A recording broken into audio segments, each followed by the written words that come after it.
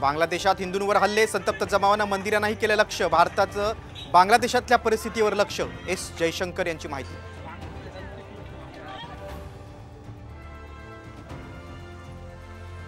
आरक्षणाच्या मुद्द्यावरून मराठा ओबीसी नेत्यांचा राज ठाकरेंवर निशाणा। उगीच कुणालाही किंमत देऊ नये, जरांगेंचा टोला तर प्रबोधनकारांच्या घरात खरंच जन्मालात का?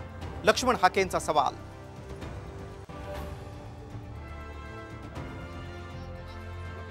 उद्धव ठाकरे 3 दिवसांच्या दिल्ली दौऱ्यावर, इंडिया आघाडीच्या प्रमुख नेत्यांची भेट घेणार। जागा वाटपावर चर्चेची शक्यता।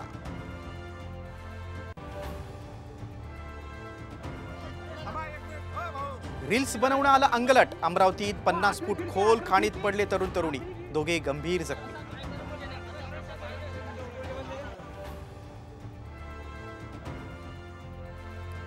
म्हाडाच्या घरांची प्रतीक्षा संपणार। मुंबईतल्या 2030 घरांसाठी 8 ऑगस्टला जाहिरात, तर 13 सप्टेंबरला सोडत, सूत्रांची माहिती।